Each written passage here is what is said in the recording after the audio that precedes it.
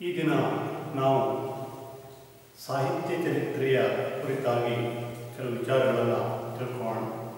ಸಾಮಾನ್ಯವಾಗಿ ಪದವಿ ತರಗತಿಯ ಎಲ್ಲ ಕಲಾ ವಿಭಾಗದ ವಿದ್ಯಾರ್ಥಿಗಳಿಗೆ ಮತ್ತು ಭಾಷೆಯನ್ನು ಓದುವಂಥ ಇತರ ವಿಭಾಗದ ವಿದ್ಯಾರ್ಥಿಗಳಿಗೂ ಕೂಡ ಸಾಹಿತ್ಯ ಚರಿತ್ರೆಯ ಜ್ಞಾನವನ್ನು ಕೊಡುವುದು ಭಾಷಾ ಪಠ್ಯದ ಒಂದು ಮುಖ್ಯ ಗುರಿ. ಇನ್ನು ಕನ್ನಡವನ್ನು ಐಚ್ಛಿಕವಾಗಿ ಓದುವ ವಿದ್ಯಾರ್ಥಿಗಳಂತೂ ಸಾಹಿತ್ಯ ಚರಿತ್ರೆಯನ್ನೇ ಪಠ್ಯವಾಗಿ ಓದುತ್ತಾರೆ. ಅದನ್ನು ಸ್ವಲ್ಪ ಮೂಲಭೂತವಾಗಿ ಸಾಹಿತ್ಯ ಚರಿತ್ರೆಯ ಓದು ಯಾಕೆ, ಸಾಹಿತ್ಯ ಅಂದರೆ ಏನು, ಅದರ ಬಗ್ಗೆ ಕೆಲವು ಮೂಲಭೂತವಾದಂಥ ಅರಿವನ್ನು ನಾವು ಮಾಡಬಾರ್ದು.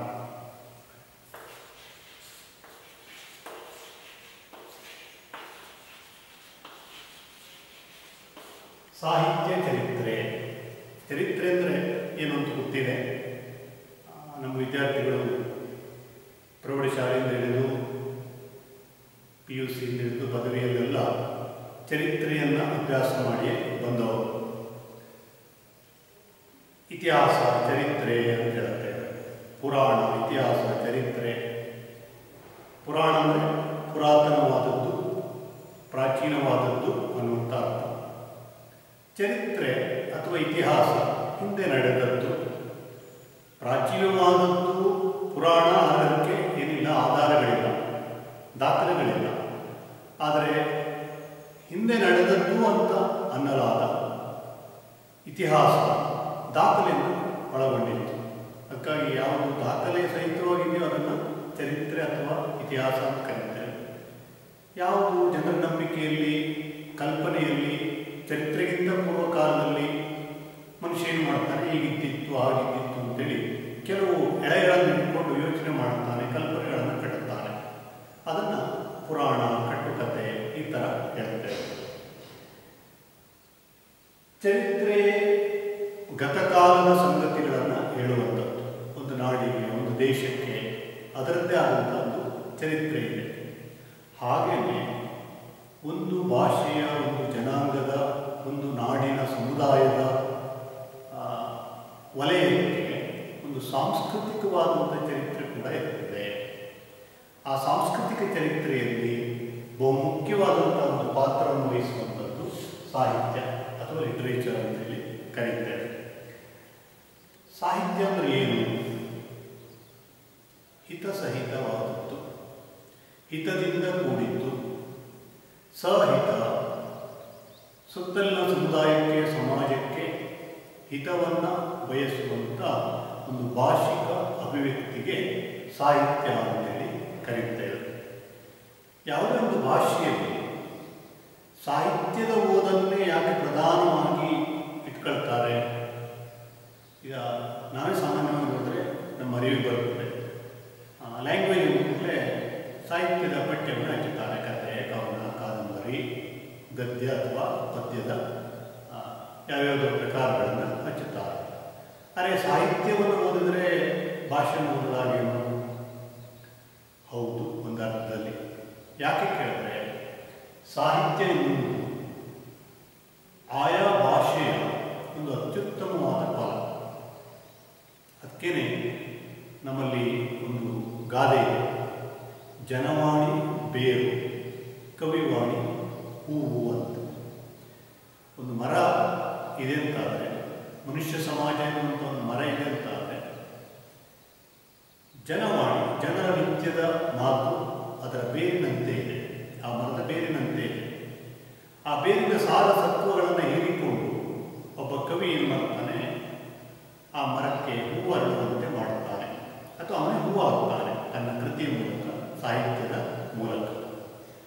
ಅಂದರೆ ಒಂದು ಸಮುದಾಯದ ಆಶೋತ್ತರಗಳನ್ನು, ಆ ಜನಾಂಗದ ಅಂತರಂಗದ ಸುಖ, ದುಃಖ, ನೋವು, ನಲಿವು, ಸಂಭ್ರಮ, ವಿಷಾದ, ಬದುಕಿನ ಎಲ್ಲ ಸಂಗತಿಗಳನ್ನು ತಾನು ಅನುಭವಿಸ್ತಾ ತನ್ನ ಅಂತರಂಗವನ್ನು ಸಮಾಜಮುಖಿಯಾಗಿಸಿ ಅದನ್ನು ಪರಿಭಾವಿಸ್ತಾ ಭಾಷೆಯಲ್ಲಿ ಅದನ್ನು ಅತ್ಯುತ್ತಮವಾಗಿ ಕಟ್ಟಿಕೊಡುವಂಥ ಒಂದು ಶಕ್ತಿ ಆಯಾ ಭಾಷೆಯ ಸಾಹಿತ್ಯದಲ್ಲಿ ತೊಡಗಿಕೊಂಡಂಥ ವ್ಯಕ್ತಿಗೆ ಸಾಧ್ಯ ಆಗುತ್ತದೆ.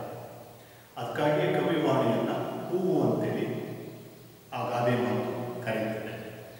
ಹಾಗಾಗಿ ಒಂದು ಭಾಷೆಯನ್ನು ಅಭ್ಯಾಸ ಮಾಡಬೇಕು ಅಂತಾದರೆ ಆ ಭಾಷೆಯ ಸಾಹಿತ್ಯ ಚರಿತ್ರೆಯನ್ನು ಕೂಡ ಅಭ್ಯಾಸ ಮಾಡಿದ್ರೆ ಆ ಭಾಷೆಯ ಒಂದು ಪರಿಪೂರ್ಣವಾದಂಥ ಫಲ ಭಾಷಾ ಅಭ್ಯಾಸ ಮಾಡುವಂಥ ವ್ಯಕ್ತಿಗೆ ದೊರೆಯುತ್ತದೆ. ಅದಕ್ಕಾಗಿ ಸಾಹಿತ್ಯ ಚರಿತ್ರೆಗೆ ನಮ್ಮ ಭಾಷಾ ಅಧ್ಯಯನದಲ್ಲಿ ಎಲ್ಲಿಲ್ಲದ ಒಂದು ಪ್ರಾಮುಖ್ಯತೆ ಇದೆ. ಆದರೆ ಸಾಹಿತ್ಯ ಒಂದನ್ನೇ ಇಟ್ಕೊಂಡು ಭಾಷೆಯನ್ನು ಸಂಪೂರ್ಣವಾಗಿ ತಿಳ್ಕೊಳ್ಳಿಕ್ಕೆ ಆಗ್ತದೆ ಅಂತ.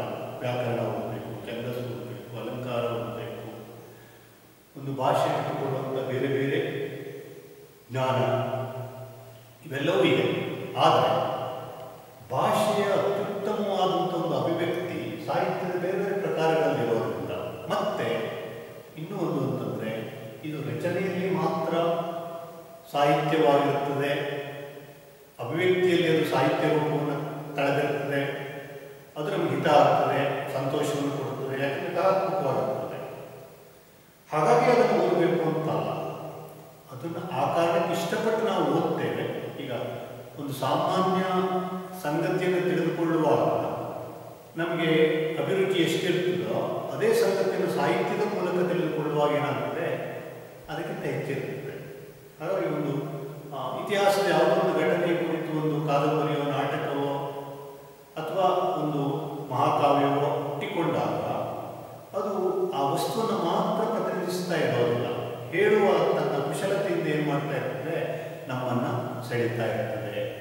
ಅಂದರೆ ವಿಶಿಷ್ಟವಾದ ಅನುಭವದ ವಿಶೇಷವಾದ ಅಭಿವ್ಯಕ್ತಿ, ವಿಶಿಷ್ಟವಾದ ಅನುಭವದ ವಿಶಿಷ್ಟ ಅಭಿವ್ಯಕ್ತಿ,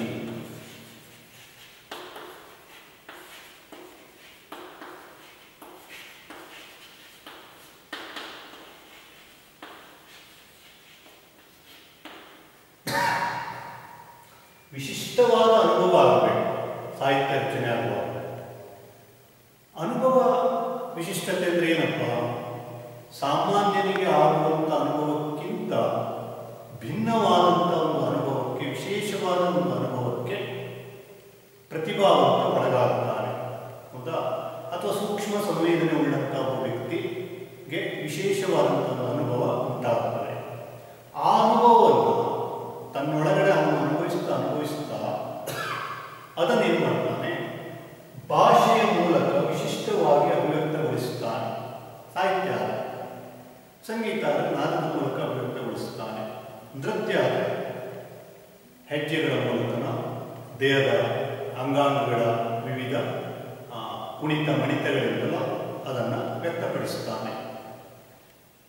ಶಿಲ್ಪಿ ಕಡೆಯುವ ಮೂಲಕ ಅಥವಾ ಕೆತ್ತುವ ಮೂಲಕ ತನಗಾದ ಅನುಭವಗಳನ್ನು ಏನು ಮಾಡ್ತಾನೆ, ಆಕಾರ ಕೊಡುವ ಮೂಲಕ ಅದನ್ನು ವ್ಯಕ್ತಪಡಿಸುತ್ತಾನೆ. ಸಾಹಿತ್ಯ ಏನು ಮಾಡ್ತಾನೆ ಹೇಳಿದ್ರೆ ಅದನ್ನು ಬರವಣಿಗೆಯ ಮೂಲಕನೋ ಅಥವಾ ಮೌಖಿಕವಾಗಿ ಕಟ್ಟುವ ಸಾಹಿತ್ಯದ ಮೂಲಕ, ಜನಪದರು ಒಂದು ಭಾಷೆಗೆ ಲಿಪಿ ಬರೋಕ್ಕಿಂತ ಮುಂಚೆ ಎಷ್ಟೋ ಸಾವಿರಾರು ವರ್ಷಗಳಿಂದ ಸಾಹಿತ್ಯ ಇತ್ತು. ಆ ಸಾಹಿತ್ಯ ಹೇಗೆ ವ್ಯಕ್ತ ಆಗ್ತಾ ಇತ್ತು ಹೇಳಿದ್ರೆ ಬಾಯಿಂದ ಕಿವಿಗೆ ಮುಟ್ಟಿಸುವ, ಮತ್ತೆ ಬಾಯಿಂದ ಕಿವಿಗೆ, ಮತ್ತೆ ಆ ಕೇಳಿದ ಕಿವಿ ಮತ್ತೆ ಬಾಯಿಂದ ಮುಂದಿನ ಕಿವಿಗೆ ಅದನ್ನು ಏನು ಮಾಡ್ತಾ ಇತ್ತು, ರವಾನೆ ಮಾಡ್ತಾ ಇತ್ತು. ಜನಪದ ಸಾಹಿತ್ಯ ಎಷ್ಟು ಸಮೃದ್ಧವಾಗಿತ್ತು ಅಂತ ಹೇಳಿದ್ರೆ ರಾಮಾಯಣ ಮಹಾಭಾರತ ವೇದ ಉಪನಿಷತ್ತುಗಳನ್ನೇ ನಮ್ಮ ಜನಪದರು ಬಾಯಲ್ಲಿ ಮುಂದಿನ ತಲೆಮಾರಿಗೆ ರವಾನೆ ಮಾಡ್ತಾ ಇದ್ದಾರಂತೆ. ಮಹಾಕಾವ್ಯಗಳಿವೆ, ಜನಪದ ಮಹಾಕಾವ್ಯ ಬೃಹತ್ತಾದಂಥ ಇವತ್ತೇನು 500-600 ಪುಟಗಳ ಸಾವಿರಾರು ಪುಟಗಳ ಮಹಾನ್ ಕಾವ್ಯ ಅಂತ ಹೇಳ್ತೇವಲ್ಲ, ಅದನ್ನು ಜನಪದರು ಕಟ್ಟಿ ಮುಂದಿನ ತಲೆಮಾರಿಗೆ ರವಾನೆ ಮಾಡ್ತಾ ಇತ್ತು. ಅಂದರೆ ಸಾಹಿತ್ಯ ಅಭಿವ್ಯಕ್ತಿಯಲ್ಲಿ ವಿಶಿಷ್ಟತೆಯನ್ನು ಹೊಂದಿರೋದ್ರಿಂದ ಅದೇನಾಗ್ತದೆ, ಜನ ಸಮುದಾಯವನ್ನು ಆಕರ್ಷಿಸುತ್ತದೆ. ಅನುಭವ ಕೂಡ ಕಟ್ಟುತ್ತಾ ಇರುವಂತಹ ಸಾಹಿತ್ಯವನ್ನು ಕಟ್ಟುತ್ತಾ ಇರುವಂತಹ ವ್ಯಕ್ತಿಗೆ ವಿಶಿಷ್ಟವಾಗಿ ಆಗೋದರಿಂದ ಅದನ್ನು ಕೇಳುವ ಕುತೂಹಲ, ಅದನ್ನು ಆಸ್ವಾದಿಸುವಂಥ ಒಂದು ಏನು ಆ ಮನಸ್ಥಿತಿ ಓದುಗನಲ್ಲಿ ಅಥವಾ ಸಹೃದಯನಲ್ಲಿ ಇಟ್ಟುಕೊಳ್ಳುತ್ತದೆ. ಅದಕ್ಕಾಗಿ ಒಂದು ಭಾಷೆಯ ವಿಶಿಷ್ಟ ಅಭಿವ್ಯಕ್ತಿಯ ಮತ್ತು ವಿಶೇಷ ಅನುಭವದ ರೂಪವಾದಂಥ ಸಾಹಿತ್ಯ ಆ ಭಾಷೆ ವಲಯಕ್ಕೆ, ಆ ಭಾಷೆಯನ್ನಾಡುವಂಥ ಸಮುದಾಯಕ್ಕೆ ಸಾಂಸ್ಕೃತಿಕವಾಗಿ ಸಾಮಾಜಿಕವಾಗಿ ತುಂಬ ಮುಖ್ಯವಾದದ್ದು. ಅದಕ್ಕಾಗಿ ಒಂದು ನಾಡಿನ ಚರಿತ್ರೆಯನ್ನು ನೀವು ಪರಿಪೂರ್ಣವಾಗಿ ಗ್ರಹಿಸಬೇಕು ಅಂತಾದರೆ ಅದರ ರಾಜಕೀಯ, ಅದರ ಸಾಮಾಜಿಕ, ಅದರ ಧಾರ್ಮಿಕ ಇಷ್ಟೇ ಭಾಗಗಳ ಚರಿತ್ರೆಯನ್ನು ನೋಡಿದ್ರೆ ಸಾಲದು. ಅಲ್ಲಿನ ಸಾಂಸ್ಕೃತಿಕ ಚರಿತ್ರೆಯನ್ನು ಕೂಡ ನಾವು ಅಭ್ಯಾಸ ಮಾಡಬೇಕು. ಆ ಸಾಂಸ್ಕೃತಿಕ ಚರಿತ್ರೆಯಲ್ಲಿ ಕಲೆ, ಸಾಹಿತ್ಯ, ವಾಸ್ತುಶಿಲ್ಪ, ಸಂಗೀತ ಇವೆಲ್ಲವೂ ಒಳಗೊಳ್ಳುತ್ತದೆ. ವಿಶೇಷವಾಗಿ ಅಕ್ಷರವಂತ ಸಮುದಾಯದಲ್ಲಿ ಸಾಹಿತ್ಯ ಏನಾಗ್ತದೆ, ಒಂದು ಪ್ರಬಲವಾದ ಸಾಂಸ್ಕೃತಿಕ ಮಾಧ್ಯಮವಾಗಿ ಬೆಳೆದು ನಿಲ್ಲುತ್ತದೆ. ಸಾಹಿತ್ಯ ಯಾಕೆ ಕೊಡುತ್ತದೆ, ಯಾವಾಗ ಕೊಡುತ್ತದೆ ಎನ್ನುವ ಚರ್ಚೆ ಎಲ್ಲ ಭಾಷೆಗಳಲ್ಲಿ ಎಲ್ಲ ಕಾಲಕ್ಕೂ ನಡೀತಾ ಬಂದಿದೆ. ಸಾಹಿತ್ಯದ ಉಗಮಕ್ಕೆ ಕಾರಣವಾಗಬಹುದಾದಂಥ ಸಂಗತಿಗಳು ಯಾವುವು, ಆಮೇಲೆ ಅದರ ಆ ಹುಟ್ಟಿಕೊಂಡ ಸಾಹಿತ್ಯದ ಏನಾಗ್ತದೆ, ಒಂದು ಪರಂಪರೆ ನಿರ್ಮಾಣ ಆಗ್ತದೆ. ಭಾಷೆಗೆ ಲಿಪಿ ಬಂದ ಮೇಲಂತೂ ಅದು ಗ್ರಂಥಸ್ಥ ರೂಪವನ್ನು ತಾಳುತ್ತದೆ. ಹೌದಾ, ಪುಸ್ತಕದ ರೂಪವನ್ನು, ಗ್ರಾಂಥಿಕ ರೂಪವನ್ನು ತಾಳುತ್ತದೆ. ಅಂಥ ಗ್ರಾಂಥಿಕ ರೂಪಕ್ಕೆ ಒಳಪಟ್ಟ ಸಾಹಿತ್ಯದ ಒಂದು ಪರಂಪರೆ ಪ್ರತಿ ಭಾಷೆಯಲ್ಲಿ ನಿರ್ಮಾಣ ಆಗುತ್ತದೆ. ಈಗ ನಮ್ಮಲ್ಲೇನೆ ಮೊದಲ ಗ್ರಂಥ, ಉಪಲಬ್ಧ ಮೊದಲ ಗ್ರಂಥ ಕವಿರಾಜ ಮಾರ್ಗ 9ನೇ ಶತಮಾನಕ್ಕೆ ಸಿಕ್ತು ಕನ್ನಡದಲ್ಲಿ. ಆ ಕವಿರಾಜ ಮಾರ್ಗದಿಂದ ಇವತ್ತಿನವರೆಗೆ 21ನೇ ಶತಮಾನದವರೆಗೆ ಸಾವಿರಾರು ವರ್ಷಗಳ ಪರಂಪರೆ ಕನ್ನಡ ಸಾಹಿತ್ಯ ಚರಿತ್ರೆ.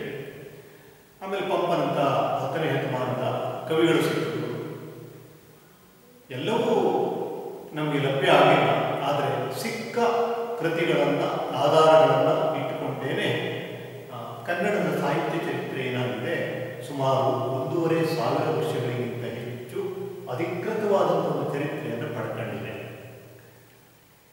ಇಂಥ ಒಂದು ಸಾಹಿತ್ಯ ಒಂದು ಭಾಷೆಯ ಜೊತೆಗೇನೆ ಒಪ್ಪಿಕೊಳ್ಳುತ್ತದ, ಒಂದು ಭಾಷೆಯ ಉಗಮ ಆದಾಗಲೇ ಆ ಭಾಷೆಯಲ್ಲಿ ಸಾಹಿತ್ಯದ ಉಗಮ ಆಗ್ತದ ಅನ್ನೋ ಒಂದು ಪ್ರಶ್ನೆ ಕೂಡ ಇದೆ.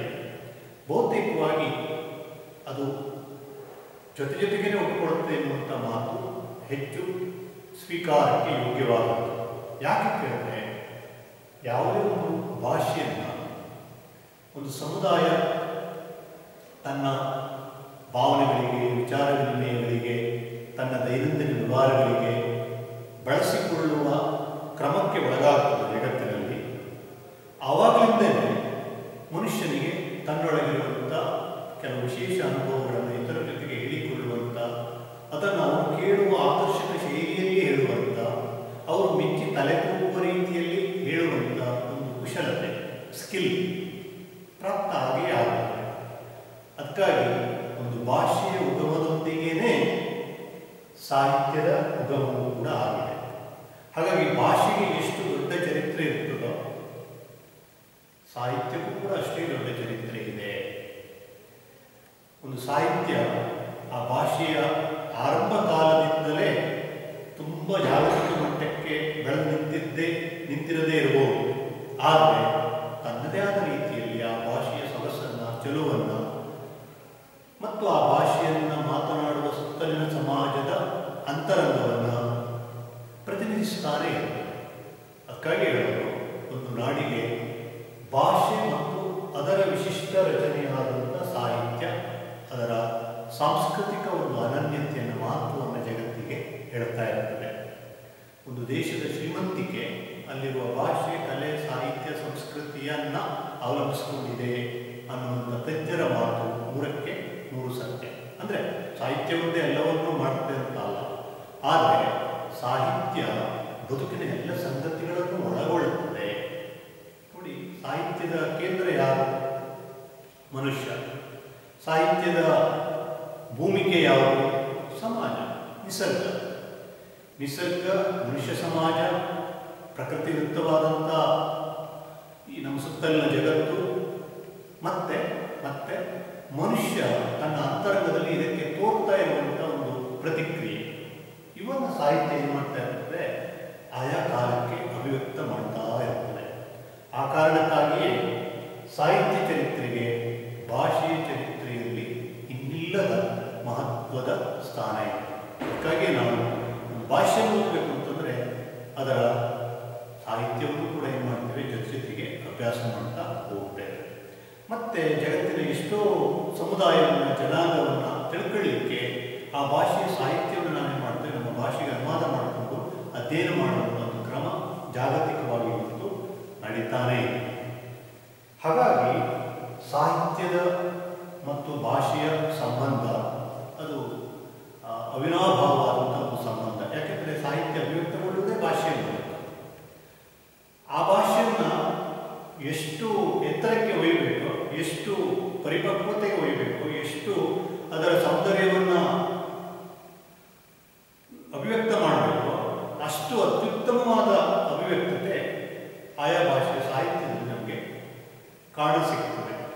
ಅದಕ್ಕಾಗಿ ಸಾಹಿತ್ಯ ಚರಿತ್ರೆಯ ಅಧ್ಯಯನ ಭಾಷಾ ಅಧ್ಯಯನದಲ್ಲಿ ಅತ್ಯಂತ ಪ್ರಮುಖವಾದದ್ದು. ನಾನು ಪ್ರಶ್ನೆಯನ್ನು ಮುಂದೆ ಇಟ್ಟೆ. ಭಾಷೆ ಮತ್ತು ಸಾಹಿತ್ಯದ ಸಂಬಂಧ ಇಷ್ಟು ಚೆನ್ನಾಗಿದೆ ಅಂತ ಆದಮೇಲೆ, ಇಷ್ಟು ಅನ್ಯೋನ್ಯವಾಗಿದೆ ಅಂತ ಆದಮೇಲೆ ಸಾಹಿತ್ಯ ಯಾಕೆ ಹುಟ್ಟಿಕೊಳ್ಳುತ್ತದೆ ಒಂದು ಭಾಷೆಯ ಸಮುದಾಯದಲ್ಲಿ ಅನ್ನುವ ಪ್ರಶ್ನೆಯನ್ನು ನಾವು ಕೇಳ್ಕೊಂಡು ಆಮೇಲೆ ಸಾಹಿತ್ಯ ಚರಿತ್ರೆ ಬಗ್ಗೆ ವಿಚಾರ ಮಾಡೋಣ. ಸಾಹಿತ್ಯ ಯಾವಾಗ ಹುಟ್ಟುಕೊಳ್ತದೆ, ಯಾಕೆ ಹುಟ್ಟುಕೊಳ್ತದೆ ಅನ್ನುವ ಪ್ರಶ್ನೆಗೆ ಕರಾರುವಕ್ಕಾಗಿ ನಿರ್ದಿಷ್ಟವಾದ ಉತ್ತರವನ್ನು ಹೇಳುವುದು ಸುಲಭದ ಮಾತಲ್ಲ.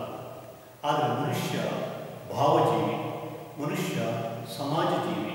ಮನುಷ್ಯನ ಬಾಹ್ಯ ಜಗತ್ತಿನ ಸುಖ ದುಃಖ ಸಂಬಂಧಗಳು ಅವನು ಹೇಗೆ ಕಟ್ಟಿಕೊಂಡಿದ್ದಾನೋ ಹಾಗೆಯೇ ಅದಕ್ಕೆ ಅವನ ಅಂತರಂಗದಲ್ಲಿ ಕೂಡ ಏನಾಗ್ತಾ ಇರ್ತದೆ, ನಿರಂತರವಾದಂಥ ಒಂದು ಸ್ಪಂದನೆ, ರಿಯಾಕ್ಷನ್, ಪ್ರತಿಕ್ರಿಯೆ ನಡೀತಾನೇ ಇರ್ತದೆ. ಹಾಗಾಗಿ ಆ ನಡೀತಾ ಇದ್ದ ಅಂತರಂಗದ ಆ ಪ್ರತಿಕ್ರಿಯೆ ಯಾವುದಾದ್ರೂ ಒಂದು ರೂಪದಲ್ಲಿ ಹೊರಬರಲಿಕ್ಕೆ ಪ್ರಯತ್ನ ಪಡ್ತಾ ಇರ್ತದೆ. ಕವಿ ಅಥವಾ ಸಾಹಿತ್ಯ ಅಥವಾ ಬರಹಗಾರ ಏನು ಮಾಡ್ತಾನೆ, ಭಾಷೆಯನ್ನು ಅದಕ್ಕೆ ಮಾಧ್ಯಮವಾಗಿ ಬಳಸಿಕೊಂಡು ಅದನ್ನು ಅಭಿವ್ಯಕ್ತಗೊಳಿಸಲಿಕ್ಕೆ ಹೋಗ್ತಾರೆ. ಆ ಕಾರಣಕ್ಕೆ ಸಾಹಿತ್ಯ ಹುಟ್ಟಿಕೊಳ್ಳುತ್ತದೆ. ಅಂದರೆ ಮನುಷ್ಯನ ಒಳಗೆ ಇನ್ನೊಬ್ಬರ ಜೊತೆಗೆ ಹಂಚಿಕೊಳ್ಳಬೇಕು, ಹೇಳಬೇಕು, ತನಗಾದ ವಿಶಿಷ್ಟ ಅನುಭವವನ್ನು ಮತ್ತೊಬ್ಬರ ಎದುರಿಗೆ ಹಂಚಿಕೊಂಡು ಅದರ ಆನಂದವನ್ನು ಇಬ್ಬರು ಪರಸ್ಪರ ಪಡೆಯಬೇಕು ಅನ್ನೋದು. ಮತ್ತೆ ತನ್ನ ಅನುಭವ ಹೀಗೆ ಬಂದು ಹಾಗೆ ಹೋಗಿ ವಿಸ್ಮೃತಿಗೆ ಸರಿಬಾರದು, ಅದನ್ನು ದಾಖಲಿಸಬೇಕು ಅನ್ನುವಂಥ ಒಂದು ಹಂಬಲ. ಅಂದರೆ ಸತ್ಯದ ಅಪರೂಪದ ಕ್ಷಣಗಳನ್ನು ಶಾಶ್ವತಗೊಳಿಸಬೇಕು ಎನ್ನುವಂಥ ಅವಕಾಶ ಇದು ಸಾಹಿತ್ಯದ ಉದಯಕ್ಕೆ ಕಾರಣ ಆಗುತ್ತದೆ. ಈಗ ನೋಡಿ, ನಾವು ಯಾವುದೋ ಒಂದು ಅಪರೂಪದ ಸಂದರ್ಭಗಳು ಬಂದುಬಿಟ್ರೆ ಏನು ಮಾಡ್ತೇವೆ, ಅದನ್ನು ನೆನಪಿನಲ್ಲಿರುವ ಹಾಗೆ ಮಾಡ್ತೇವೆ. ಎಲ್ಲೋ ನೀವು ಪ್ರವಾಸಕ್ಕೆ ಹೋಗ್ತೀರಿ, ಹೋದಾಗ ಏನು ಮಾಡ್ತೀರಿ, ಅಲ್ಲಿಯ ಮಣ್ಣು, ಅಲ್ಲಿಯ ಕಲ್ಲು ಎಲ್ಲ ತಗೊಂಡು ಮನೆಯಲ್ಲಿ ನೆನಪಿಗಾಗಿ ಇಟ್ಕೊಳ್ತೇವೆ. ಅಲ್ಲಿ ಆ ಪ್ರದೇಶದಲ್ಲಿ ನಾವು ಬೇರೆ ಬೇರೆ ರೀತಿಯಲ್ಲಿ ಪೋಸ್ಟ್ ಕೊಟ್ಟು ಫೋಟೋ ಹೊಡಿಸ್ಕೊಳ್ತೇವೆ, ಅದನ್ನು ಜತನದಿಂದ ಕಾತ್ಕೊಳ್ತೇವೆ. ಅಲ್ಲಿನ ನೆನಪಿಗಾಗಿ ಯಾವ್ಯಾವುದೋ ವಸ್ತುಗಳನ್ನೆಲ್ಲ ಸಂಗ್ರಹಿಸಿ ತಂದಿಟ್ಕೊಳ್ತೇವೆ. ಇವೆಲ್ಲ ಯಾಕೆ ಕೇಳಿದ್ರೆ ಅದು ಅಷ್ಟು ಕ್ಷಣಿಕ ಆನಂದ, ನನಗೆ ಸಿಕ್ಕ ಆನಂದ, ಸಂತೋಷ, ವಿಶಿಷ್ಟವಾದ ಅನುಭವ ಎಲ್ಲ ಕಾಲಕ್ಕೂ ಮೆಲುಕಾಗುವಂತಿರಬೇಕು. ಮತ್ತೆ ಸಾಧ್ಯ ಆದಷ್ಟು ನನ್ನ ಸುತ್ತಲಿಗೆ ಅದನ್ನು ಹಂಚುವಂತೆ ಇರಬೇಕು. ಇದು ಮನುಷ್ಯನ ಅಪೇಕ್ಷೆ. ಹೌದಾ? ನಾವು ಎಲ್ಲೋ ಅಪರೂಪಕ್ಕೆ ಇಬ್ಬರು ಸ್ನೇಹಿತರು ಸಿಕ್ಕಿದ್ರು ಅಂತಂದರೆ ಮತ್ತೇನು ವಿಶೇಷ, ಇಲ್ಲಿಂದಲೇ ಶುರುವಾಗ್ತದೆ ಮಾತುಕತೆ. ಒಂದು ವಿಶೇಷ ಏನಪ್ಪ ಶುರು ಮಾಡ್ತಾರೆ. ಈಗೊಂದಾಯಿತು, ಈ ಥರ ಆಯಿತು, ಈ ಥರ ಆಯಿತು ಅಂತ ವಿಶೇಷ ಘಟನೆಗಳ ಮೆಲುಕನ್ನು ಹಾಕ್ತೇವೆ. ಸಾಹಿತ್ಯ ಕೂಡ ಇಂಥ ಒಂದು ವಿಶೇಷ ಸಂಗತಿಗಳ ಸ್ಮೃತಿ, ಅದರ ನೆನಪು. ಒಂದು ಘಟನೆ ನಡೀತಾ ಇರುತ್ತಲ್ಲ, ಅದನ್ನು ನೋಡ್ತಾನೆ ಕವಿ ಬರೆಯೋದಿಲ್ಲ, ಸಾಹಿತ್ಯ ಉಟ್ಕೊಳ್ಳೋದಿಲ್ಲ. ಆ ಘಟನೆ, ಆ ಸಂಗತಿ ಸಂವೇದನಾಶೀಲನಾದಂಥ, ಸೂಕ್ಷ್ಮ ಸಂವೇದನಾಶೀಲತೆ ಇರುವಂಥ ಒಬ್ಬ ವ್ಯಕ್ತಿಯ ಅಂತರಂಗದಲ್ಲಿ ಏನಾಗುತ್ತೆ, ತೀವ್ರವಾದ ಪರಿಣಾಮವನ್ನು ಬೀರುತ್ತದೆ. ಬೀರಿ ಅದು ಯಾವುದೋ ಒಂದು ರೂಪದಲ್ಲಿ ಹೊರಬರಲಿಕ್ಕೆ ಹಂಬಲಿಸ್ತಾ ಇರ್ತದೆ. ಒಂದು ಕ್ಷಣಕ್ಕೆ ಅದೇನಾಗುವುದು, ಯಾವುದೊಂದು ಕಾಲಘಟ್ಟದಲ್ಲಿ ಅದೇನಾಗುತ್ತೆ, ಅಭಿವ್ಯಕ್ತಿಯನ್ನು ಪಡ್ಕೊಳ್ತದೆ. ತಕ್ಷಣದ ಪ್ರತಿಕ್ರಿಯೆ ಅಲ್ಲ. ಸಾಹಿತ್ಯ ಯಾಕೆ ಒಂದು ಭಾಷೆಯಲ್ಲಿ ನಮಗೆ ಅತ್ಯಂತ ಮುಖ್ಯವಾದ್ದು ಕೇಳಿದ್ರೆ, ಕ್ರಿಯೆ ಪ್ರತಿಕ್ರಿಯೆಗಳು ಸಮಾಜದಲ್ಲಿ ನೇರವಾಗಿ ನಡೀತಾ ಇರ್ತದೆ. ಆದರೆ ಸಾಹಿತ್ಯ ಆ ಕ್ಷಣದ ಪ್ರತಿಕ್ರಿಯೆ ಮನುಷ್ಯನ ಅನುಭವಿಸುತ್ತಾ ಅದರೊಳಗಡೆ ಅವನ ಅಂತರಂಗದಲ್ಲಿ ಏನಾಗ್ತದೆ, ಮಂಥನ ನಡೆಯುತ್ತದೆ. ಆ ಮಂಥನದ ಫಲವಾಗಿ ಮುಂದೆ ಏನಾಗ್ತದೆ, ಅದು ಸಾಹಿತ್ಯವಾಗಿ ಹೊರಹೊಮ್ಮುತ್ತದೆ. ಅದಕ್ಕೇನೆ ಬೇಂದ್ರೆ ಹೇಳ್ತಾರೆ, ನಾದದ ನಮನೀತ. ಭಾವಗೀತೆ ಬಗ್ಗೆ ಹೇಳ್ತಾ ಅರ್ಥವಿಲ್ಲ, ಸ್ವಾರ್ಥವಿಲ್ಲ, ಬರೆಯ ಭಾವಗೀತ ಅಂತ ಹೇಳ್ತಾ ಅದು ನಾದದ ನವನೀತ ಅಂತ ಹೇಳ್ತಾ, ಮಸೆದ ಗಾಳಿ ಪಕ್ಕ ಪಡೆಯುತ್ತಿತ್ತು ಸಹಜ ಪ್ರಾಸ. ನಮ್ಮೊಳಗಿರುವಂಥ ಭಾವನೆಗಳು ಏನಾಗ್ತವೆ, ಮಂಥನಕ್ಕೊಳಗಾಗ್ತಾ ಆಗ್ತಾ ಆಗ್ತಾ ನಾದದ ಒಂದು ಕಡೆಯುವಿಕೆ ಆಗ್ತದೆ, ಹಿತವಾದ ಅನುಭವದ ಕಡೆಯುವಿಕೆ, ಮತಿಸುವಿಕೆ ಆಗ್ತದೆ. ಆ ಮತಿಸುವಿಕೆಯ ಫಲವಾಗಿ ಮೊಸರನ್ನು ಕಳೆದಾಗ ಬೆಣ್ಣೆ ಉಂಟು ಕಡುತ್ತಲ್ಲ, ಹಾಗೆ ಸಾಹಿತ್ಯ ಒಂದು ಭಾಷೆಯ, ವಿಚಾರದ, ಭಾವನೆಗಳ, ಅನುಭವಗಳ ಮಥನ ಆಗಿ ಅದರಿಂದ ಹೊರಹೊಮ್ಮಿದ ಬೆಣ್ಣೆ ನವನೀತ. ಆಗಷ್ಟೇ ಒಟ್ಟಿಕೊಂಡಂಥ ಮೊಸರನ್ನು ಕಳೆದಾಗ ಒಟ್ಟಿಕೊಳ್ಳುವಂಥ ಒಂದು ಬೆಣ್ಣೆ. ಅಂಥ ಒಂದು ಶಕ್ತಿ, ಅಂಥ ಒಂದು ಹುಟ್ಟುವಿಕೆ ಒಳ್ಳೆಯ ಸಾಹಿತ್ಯಕ್ಕೆ ಎಲ್ಲ ಭಾಷೆಯಲ್ಲಿಯೂ ಇದೆ. ಅದಕ್ಕಾಗಿ ಅದೇನಾಗುತ್ತೆ ಕೇಳಿದ್ರೆ ಎಲ್ಲ ಕಾಲಕ್ಕೂ ಜನರಿಂದ ಪ್ರೀತಿಗೆ, ಗೌರವಕ್ಕೆ ಪಾತ್ರ ಆಗ್ತಾ ಇರುತ್ತೆ. ನೋಡಿ, ಇವತ್ತು 10ನೇ ಶತಮಾನದ ಪಂಪನನ್ನು ಈ ಅತ್ಯಾಧುನಿಕ ಕಾಲದ ನಾವು ಕೂಡ ಏನು ಮಾಡ್ತೇವೆ, ಶ್ರದ್ಧೆಯಿಂದ, ಪ್ರೀತಿಯಿಂದ ಓದುತ್ತೇವೆ. 10ನೇ ಶತಮಾನದ ಸಾಮಾನ್ಯರ ಬದುಕು ಹೇಗಿತ್ತೋ, ಸಾಮಾನ್ಯರು ಏನು ಮಾತುಕತೆ ಆಡ್ತಿದ್ರೋ, ಅವರಿಗೇನು ಭಾವನೆಗಳಿತ್ತೋ ನಮಗೆ ಗೊತ್ತಿಲ್ಲ. ಆದರೆ ಪಂಪನಿಗೆ 10ನೇ ಶತಮಾನದ ಜೀವಿತಾವಧಿಯ ಅನುಭವಗಳು ಹೇಗೆ ಕಾವ್ಯವನ್ನು ಕಟ್ಟಲಿಕ್ಕೆ ಪ್ರೇರಣೆ ಕೊಡುತ್ತೆ ಎಂಬುದು ನಮಗೆ ಈಗ ಸಾಹಿತ್ಯ ಚರಿತ್ರೆಯ ಮೂಲಕ ಅರಿವಿಗೆ ಬರ್ತಾ ಹೋಗುತ್ತದೆ. ಎಲ್ಲವೂ ಹಾಗೆ ಚರಿತ್ರೆಯಲ್ಲಿ ಶ್ರೇಷ್ಠವಾದದ್ದನ್ನು ಚರಿತ್ರೆ ಏನು ಮಾಡುತ್ತದೆ, ದಾಖಲಿಸುತ್ತದೆ. ಮತ್ತು ಮುಂದಿನ ತಲೆಮಾರಿಗೆ ಅದನ್ನು ನೆನಪಾಗಿ, ಅದನ್ನು ಅನುಭವವಾಗಿ ಹಂಚುತ್ತಾ ಹೋಗುತ್ತದೆ. ಸಾಹಿತ್ಯ ಹೀಗೆ ನನ್ನೊಳಗಿರುವಂಥ ವಿಶೇಷವಾದನ್ನು ಇತರರಿಗೆ ಹೇಳಬೇಕು ಎನ್ನುವ ಹಂಬಲದಲ್ಲಿ ಹುಟ್ಟಿಕೊಳ್ಳುತ್ತದೆ ಜಗತ್ತಿನ ಎಲ್ಲ ಭಾಷೆಯಲ್ಲಿ. ಯಾಕೆಂದರೆ ಮನುಷ್ಯನಿಗೆ ಆಯಾ ಕ್ಷಣಕ್ಕೆ ಸಿಕ್ಕಂಥ ವ್ಯಕ್ತಿ, ಸಂದರ್ಭ, ಸಮಯಗಳಲ್ಲಿ ಆಡಿಕೊಳ್ಳುವ ಮಾತು, ಪ್ರತಿಕ್ರಿಯೆಯಲ್ಲೇ ಅವನ ಎಲ್ಲ ಭಾವನೆಗಳು ಏನಾಗುವುದಿಲ್ಲ, ಖಾಲಿ ಆಗಿರುವುದಿಲ್ಲ. ಮತ್ತೆ ಕೆಲವು ಸಂಗತಿಗಳನ್ನು ಕಾಡ್ತಾನೆ ಇರ್ತವೆ. ಅದನ್ನು ಹೇಳಿಕೊಳ್ಳಲಿಕ್ಕೆ ಮುಕ್ತವಾದಂಥ ಒಂದು ಅವಕಾಶವೂ ಕೂಡ ಅವನಿಗೆ ಸಾಮಾಜಿಕವಾಗಿ ಸಿಗ್ತದೋ ಎಂದು ಗೊತ್ತಿಲ್ಲ. ಆದರೆ ಬರವಣಿಗೆ ಬಂದ ಮೇಲೆ, ಲಿಪಿ ಬಂದ ಮೇಲೆ ಏನಾಯಿತು, ನಮಗೆ ಅದನ್ನು ಲಿಪಿಯಲ್ಲಿ ದಾಖಲಿಸಲು ಸಾಧ್ಯ ಆಯಿತು. ನಮ್ಮ ಜನಪದ ಕವಿಗಳಿಗೆ ಅದನ್ನು ಏನು ಮಾಡಲಿಕ್ಕೆ ಸಾಧ್ಯ ಆಯಿತು, ಹಾಡಿನ ರೂಪದಲ್ಲೋ, ಗಾದೆಯ ರೂಪದಲ್ಲೋ, ಒಗಟಿನ ರೂಪದಲ್ಲಿಯೋ, ಲಾವಣಿಯ ರೂಪದಲ್ಲಿಯೋ ಹೇಳಲಿಕ್ಕೆ, ಅಭಿವ್ಯಕ್ತಿಸಲಿಕ್ಕೆ ಸಾಧ್ಯ ಆಯಿತು. ಅಂದರೆ ಸಾಹಿತ್ಯ ಮನುಷ್ಯನಿಗೆ ಹೇಳಿಕೊಳ್ಳಲೇಬೇಕು ಎನ್ನುವಂಥ ವಿಶಿಷ್ಟವಾದ ಸಂಗತಿಗಳಿಗೆ ಏನಾಗಿದೆ, ಒಂದು ಮಾಧ್ಯಮವಾಗಿ ಆಯಾ ಕಾಲಕ್ಕೆ, ಎಲ್ಲ ಕಾಲಕ್ಕೆ ಒದಗಿ ಬಂದಿದೆ. ಅದಕ್ಕಾಗಿ ಅದನ್ನು ನಾವು ಏನು ಮಾಡಬೇಕು, ಗೌರವದಿಂದ ಅಥವಾ ಪ್ರೀತಿಯಿಂದ ಸ್ವೀಕರಿಸಬೇಕು. ಯಾಕೆಂದರೆ ಅದು ಒಂದು ಜನಾಂಗದ, ಒಂದು ಕಾಲದ, ಒಂದು ಸಮುದಾಯದ, ಒಂದು ವಿಶಿಷ್ಟವಾದ ಅನುಭವದ ವಿಶೇಷವಾದಂಥ ಒಂದು ಅಭಿವ್ಯಕ್ತಿ. ಅದಕ್ಕಾಗಿ ಸಾಹಿತ್ಯ ಚರಿತ್ರೆಗೆ ಸ್ಥಾನ, ಮಹತ್ವ.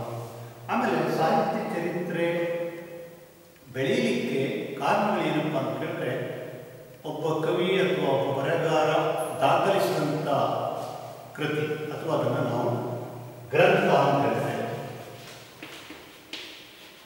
ಇದು ಗ್ರಥನ ಎನ್ನುವ ಧಾತುವಿನಿಂದ ಹುಟ್ಟಿದೆ.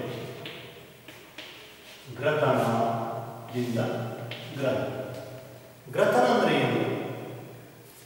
ಕಲಾತ್ಮಕವಾಗಿ ಹೆಣೆಯುವುದು. ಗ್ರಂಥಕರ್ತರು ಅಥವಾ ಕೃತಿಯನ್ನು ರಚನೆ ಮಾಡುವಂಥ ಕವಿ ಅಥವಾ ಬರಹಗಾರ ಅದನ್ನು ಏನು ಮಾಡಿದ್ದಾನೆ, ಗ್ರಥನ ಮಾಡಿದ್ದಾನೆ, ಕಲಾತ್ಮಕವಾಗಿ ಕಟ್ಟಿದ್ದಾನೆ. ಹೇಗೇಗೋ ಅಸ್ತವ್ಯಸ್ತವಾಗಿ ಬೇಕಾಬಿಟ್ಟಿಯಾಗಿ ಕಟ್ಟಿಲ್ಲ. ಅದಕ್ಕಾಗಿ ಸಾಹಿತ್ಯ ಇರುವುದು ಒಂದು ನಿರ್ಮಿತಿ ಅಂತ ಹೇಳ್ತಾರೆ, ಒಂದು ನಿರ್ಮಾಣ. ಕಟ್ಟಡವನ್ನು ಕಟ್ಟುವಾಗ ಹೇಗೆ ಕಟ್ಟಡದ ಕುಶಲಕರ್ಮಿ ಅದನ್ನು ಹೇಗೆ ವ್ಯವಸ್ಥಿತವಾಗಿ ಕಟ್ಟುತ್ತಾನೆ, ಒಬ್ಬ ಬರಹಗಾರ, ಕೃತಿಕಾರ ಕೂಡ ಕಥೆ, ಕಾದಂಬರಿ, ನಾಟಕ, ಕಾವ್ಯ ಯಾವುದನ್ನು ಕಟ್ಟುವಾಗಲೂ ಕೂಡ ಅದರದ್ದೇ ಆದಂಥ ಏನಿದೆ ಒಂದು ವಿಧಿವಿಧಾನಗಳಿವೆ. ಅದನ್ನು ಅನುಸರಿಸಿ ಆಯಾ ಕಾಲಕ್ಕೆ ಅದು ಬದಲಾಗ್ತಾ ಇರ್ಬೋದು. ಹಾಗೆ ಕಟ್ಟಿರ್ತಾರೆ. ಅದಕ್ಕಾಗಿ ಅದೇನಾಗುತ್ತೆ, ನಮಗೆ ಆಕರ್ಷಕವಾಗಿ ಕಾಣುತ್ತೆ. ಅಂದರೆ ಮನುಷ್ಯನ ಸತ್ಯ ಮತ್ತು ಸೌಂದರ್ಯದ ಪ್ರಜ್ಞೆ ಸಾಹಿತ್ಯದಲ್ಲಿ ಏನು ಮಾಡಿರ್ತದೆ, ಬಹಳ ಮುಖ್ಯವಾಗಿ ಕೆಲಸ ಮಾಡಿರ್ತದೆ. ಬರೀ ಸೌಂದರ್ಯದ ಅಭಿವ್ಯಕ್ತಿ ಅಲ್ಲ. ನಾವೆಷ್ಟೋ ಸಂದರ್ಭದಲ್ಲಿ ಸಾಹಿತ್ಯ ಬರೀ ಸೌಂದರ್ಯದ ಬೆನ್ನ ಹಿಂದೆ ಹೋಗಿದೆ, ಸತ್ಯಕ್ಕೆ ಅದು ಬೆನ್ನು ಖಂಡಿತ ಅಲ್ಲ. ಸತ್ಯವನ್ನು ಸುಂದರವಾಗಿ ನಿರೂಪಿಸುವುದು ಸಾಹಿತ್ಯ. ಸತ್ಯದ ಮೂಲಕನೇ ಸೌಂದರ್ಯವನ್ನು ಲೋಕಕ್ಕೆ ಏನು ಅನುಭವಕ್ಕೆ ಒಳಪಡುವಂತೆ ಮಾಡುವುದು ಸಾಹಿತ್ಯದ ಕೆಲಸ. ಸಾಹಿತ್ಯ ಹುಟ್ಟುಕೊಳ್ಳಿಕ್ಕೆ 3 ಕಾರಣಗಳನ್ನು ಬೇಂದ್ರೆ ಅಂತ ಒಬ್ಬ ಹಿರಿಯ ಕವಿ ಕೊಡ್ತಾರೆ. ಕನ್ನಡದಲ್ಲಿ ಅವರ ಒಂದು ಸಾಹಿತ್ಯದ ವಿರಾಟ್ ಸ್ವರೂಪ ಎನ್ನುವಂಥ ಒಂದು ಕೃತಿ ಇದೆ. ಅದರಲ್ಲಿ ಒಂದು ಮಾತಾಡ್ತಾರೆ, ಸಾಹಿತ್ಯ ಹುಟ್ಟಿಕೊಳ್ಳಿಕ್ಕೆ ಯಾವುದೇ ಭಾಷೆಯಲ್ಲಿ 3 ಸಂಗತಿಗಳು, ಕಾರಣಗಳು ಮುಖ್ಯ. ಒಂದು, ಕೇಳುವಂಥ ಶ್ರೋತೃವರ್ಗ, ಅದನ್ನು ಕೇಳಬೇಕು. ಈಗಾದರೆ ಗ್ರಂಥ ಆದರೆ ಓದಬೇಕು ಅನ್ನುವಂಥ ಓದುಗ ವರ್ಗ. ಜನಪದ ಹಾಡು ಅಥವಾ ಸಾಹಿತ್ಯ ಆದರೆ ಕೇಳುವಂಥ ವರ್ಗ. ಆಮೇಲೆ ತನ್ನ ಪಾಂಡಿತ್ಯ, ತನ್ನ ಕೌಶಲ್ಯ, ತನ್ನ ಬುದ್ಧಿಮತ್ತೆಯನ್ನು ಇತರರ ಜೊತೆಗೆ ಹಂಚಿಕೊಳ್ಳಬೇಕು ಎನ್ನುವಂಥ ಪಂಡಿತ ವರ್ಗ. ಆಮೇಲೆ ಇಂಥ ಮಹತ್ವವಾದಂಥ ಕೃತಿಯನ್ನು ಸಮಾಜಕ್ಕೆ ಕೊಡಿಸಬೇಕು, ತನ್ನ ಕಾಲದ ಸಾಂಸ್ಕೃತಿಕವಾದ ದಾಖಲೆಯಾಗಿ ಅದನ್ನು ಇಡಬೇಕು ಅಂತ ಅಪೇಕ್ಷೆ ಪಡುವಂಥ ಪೋಷಕ ವರ್ಗ. ಹಿಂದಾದರೆ ರಾಜ ಮಹಾರಾಜರೇನಾಗಿದ್ದರು, ಸಾಹಿತ್ಯ ಕಲೆಯ ಪೋಷಕರಾಗಿದ್ದರು. ಇವತ್ತು ಕೂಡ ಪ್ರಜಾಪ್ರಭುತ್ವ ಯುಗದಲ್ಲಿ ಸರ್ಕಾರ ಆ ಕೆಲಸವನ್ನು ತಕ್ಕ ಮಟ್ಟಿಗೆ ಮಾಡ್ತಾ ಇದೆ. ಹಾಗಾಗಿ ಒಂದು ಅದನ್ನು ಪೊರೆಯುವ ಸಾಂಸ್ಕೃತಿಕ ಹೊಣೆಗಾರಿಕೆಯನ್ನು ಹೊತ್ತಂಥ ಪೋಷಕ ವರ್ಗ, ಶ್ರೀಮಂತ ವರ್ಗ. ಆಮೇಲೆ ಅದರ ಅತ್ಯುತ್ಕೃಷ್ಟ ಚರ್ಚೆ, ಸಂವಾದ, ಫಲಗಳನ್ನು ಅದು ಹುಟ್ಟುವಂತೆ ಮಾಡಲಿಕ್ಕೆ ನೆರವಾಗುವಂಥ ಪಂಡಿತ ವರ್ಗ. ಆಮೇಲೆ ಅದನ್ನು ಕೇಳಿ ಆಸ್ವಾದಿಸಿ ಆನಂದಿಸುವಂಥ ಶ್ರೋತೃವರ್ಗ, ಕೇಳುವುದು, ಓದುವುದು. ಬಹುಶಃ ಹಾಡಾಗಲಿ, ಯಾವುದೇ ಕಲೆಯಾಗಲಿ, ಪ್ರದರ್ಶನ ಕಲೆಗಳು ಅಂತ ಹೇಳ್ತೇವಲ್ಲ, ಅವೆಲ್ಲ ಶ್ರೋತೃಗಳ ಪ್ರತಿಕ್ರಿಯೆ ಮೂಲಕನೇ ಏನಾಗ್ತವೆ, ತಮ್ಮ ಅಸ್ತಿತ್ವವನ್ನು ಬೆಳೆಸ್ಕೊಳ್ತವೆ.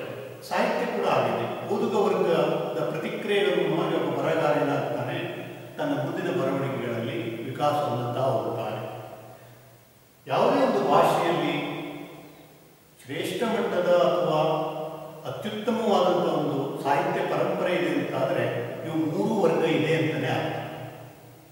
ಅತ್ಯುತ್ತಮವಾದಂಥ ಶ್ರೋತೃವರ್ಗ ಇದೆ, ಅದನ್ನು ರಚನೆ ಮಾಡುವ ಪಂಡಿತ ವರ್ಗ, ಸಾಮರ್ಥ್ಯವುಳ್ಳಂಥ ಬೌದ್ಧಿಕ ಅಥವಾ ಪ್ರತಿಭೆ ಉಳ್ಳಂಥ ಒಂದು ವಲಯ. ಆಮೇಲೆ ಅದಕ್ಕೆ ಕಾಲಕ್ಕೆ ಪೋಷಣೆ ಕೊಡುವಂಥ, ಪೋಷಣೆಯನ್ನು ಒದಗಿಸುವಂಥ ರಾಜರ, ಸರ್ಕಾರವೋ, ಶ್ರೀಮಂತರ.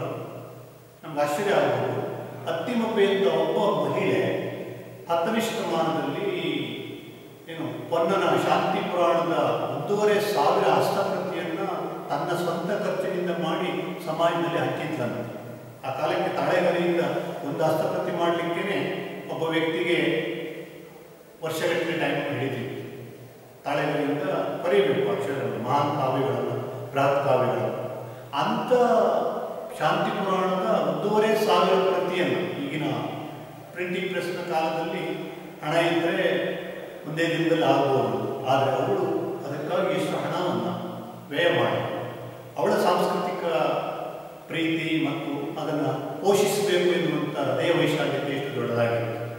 ಅಂದರೆ ಒಂದು ನಾಡಿನ ಸಾಹಿತ್ಯ ಹುಟ್ಟಲಿಕ್ಕೆ ಹೇಗೆ ವಿಶೇಷವಾದಂಥ ಕಾರಣಗಳಿವೆಯೋ ಅದು ಪ್ರಸಾರ ಹೊಂದಲಿಕ್ಕೆ, ಅದು ಸಮಾಜದಲ್ಲಿ ಹಂಚಲ್ಪಡಲಿಕ್ಕೆ ಬೇರೆ ಬೇರೆ ಕಾರಣಗಳಿವೆ. ಹಾಗಾಗಿ ಒಂದು ಭಾಷೆಯನ್ನು ಅಭ್ಯಾಸ ಮಾಡುವುದಕ್ಕೂ ಆ ಭಾಷೆಯ ಸಾಹಿತ್ಯ ಚರಿತ್ರೆಯನ್ನು ಅಭ್ಯಾಸ ಮಾಡುವುದಕ್ಕೂ ಒಂದು ಸಾವಯವವಾದ ಸಂಬಂಧ ಇದೆ. ಆ ಕಾರಣಕ್ಕಾಗಿ ಪಠ್ಯಕ್ರಮದಲ್ಲಿ ವಿಶೇಷವಾಗಿ ಪದವಿಯ ಹಂತಕ್ಕೆ ಬಂದಂಥ ಬಹುತೇಕ ಎಲ್ಲ ವಿದ್ಯಾರ್ಥಿಗಳಿಗೆ ಸಾಹಿತ್ಯದ ಪಠ್ಯವನ್ನು, ಸಾಹಿತ್ಯ ಚರಿತ್ರೆ ಇರ್ಬೋದು ಅಥವಾ ಸಾಹಿತ್ಯದ ಬೇರೆ ಬೇರೆ ರೂಪಗಳ ಪಠ್ಯವನ್ನು ಹಚ್ಚುತ್ತಾ ಹೋಗ್ತಾರೆ.